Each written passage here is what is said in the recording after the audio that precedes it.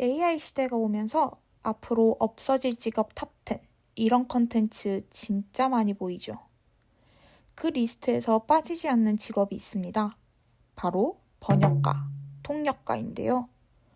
마이크로소프트가 실제 자신들의 인공지능인 코파일럿 사용 데이터를 바탕으로 AI가 대체할 가능성이 가장 큰 직업군을 분석한 결과에서도 번역가가 1위를 차지하였습니다. 오늘날 AI는 이미 여러 언어를 동시에 처리하고 문서를 순식간에 번역하고 심지어 실시간 통역까지 꽤 자연스럽게 해내죠. 그래서 많은 사람들이 말합니다.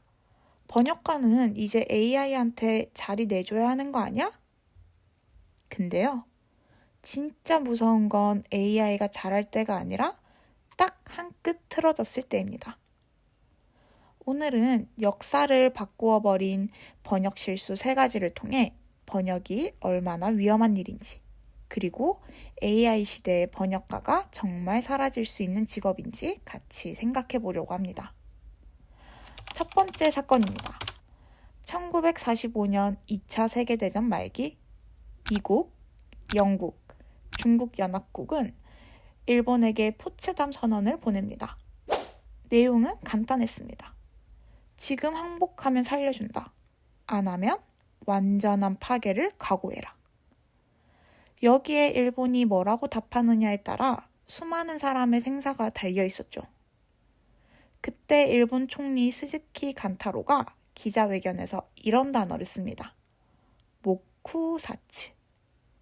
직역하면 입을 닫고 죽인다 라는 한자 조합인데 실제 의미는 조금 애매합니다.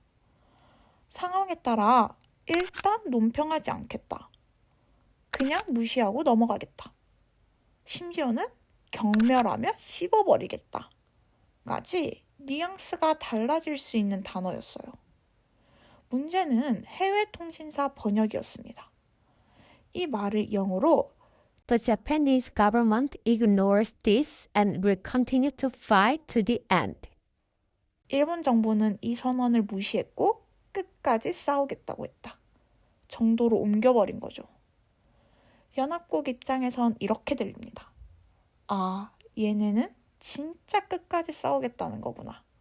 외교적 해결은 물 건너갔다. 그래서 이 모쿠사츠라는 단어 하나가 히로시마 나가사키 원폭 투하를 부른 최악의 번역 실수라는 이야기가 오랫동안 돌았습니다. 물론 지금 역사학자들의 합의는 조금 다릅니다. 이미 미국은 군사적으로 원폭 사용을 강하게 검토 중이었고 모쿠사츠라는 단어 하나만으로 전쟁의 방향이 바뀌었다고 보긴 어렵다라는 의견이 더 많죠. 그래도 이 사건이 자주 언급되는 이유는 애매한 단어 하나를 어떻게 번역하느냐에 따라 상대가 내 의도를 완전히 거꾸로 이해할 수도 있다는 걸 극단적으로 보여주는 사례이기 때문입니다. 두 번째는 냉전 한가운데 있었던 유명한 말 한마디입니다. 1956년 소련의 지도자 니키타 흐루쇼프가 서방 외교관들 앞에서 연설을 하다가 이렇게 말합니다. We will bury you. 우리가 너희를 묻어버리겠다. 당연히 서방은 경악했습니다. 뭐? 소련이 우리를 묻어버린다고? 핵 전쟁으로 서방을 다 없애겠다는 위협이야? 실제로 많은 서방 언론과 정치인들이 이 말을 핵 공격 위협으로 받아들였고 냉전 공포를 보여주는 상징적인 문장으로 지금까지도 많이 회자되죠. 그런데 러시아어 표현을 조금 더 들여다보면 얘기가 달라집니다. 흐르쇼프가 쓴 표현은 마르크스주의에서 자주 쓰이는 은유에 가까웠어요. 우리가 너희보다 오래 살아남아서 너희 장례식에 참석하게 될 것이다. 즉, 역사는 결국 우리 편이다. 자본주의가 무너지는 걸 우리가 지켜보게 될 것이다. 이 정도의 의미였다는 거죠.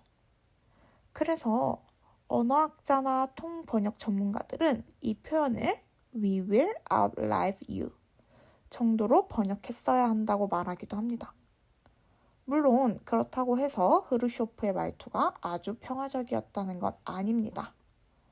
여전히 기싸움, 도발이 섞인 표현이었지만 핵 전쟁으로 묻어버리겠다와 우리는 너희보다 오래 간다는 느낌이 하늘과 땅 차이죠.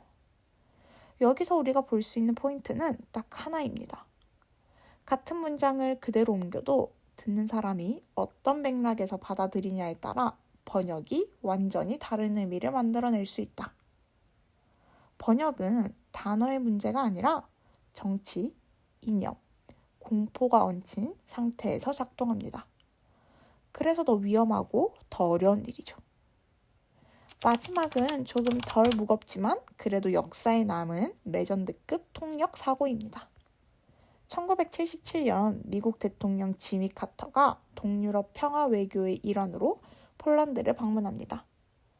카터는 폴란드 국민에게 매우 평범하고 예의 바른 연설을 하고 싶었어요. 그래서 오늘 아침 저는 미국을 떠나 폴란드 국민과 함께하기 위해 이곳에 왔습니다. 라고 말했죠. 그런데 통역사가 이 말을 폴란드어로 옮기는 과정에서 이상한 일이 벌어집니다. 통역사는 나는 미국을 버리고 영원히 폴란드에 남기로 했다. 라고 번역해버리죠. 심지어 폴란드 국민의 희망과 열망을 이해하고 싶다는 문장은 뉘앙스상 폴란드 사람들의 육체적 욕망을 이해하고 싶다 정도로 들려버리는 표현을 써버립니다. 순식간에 전 세계 언론에 이렇게 보도됩니다. 카터, 폴란드를 향한 수상한 고백, 미국 대통령, 첫 방문지에서 통역 참사. 결국 미국 정부는 통역사를 바로 교체하고 수습에 들어갔어야 했죠. 이 사례는 전쟁이나 핵보다 훨씬 가벼운 이야기지만 여기서도 결국 같은 교훈이 나옵니다.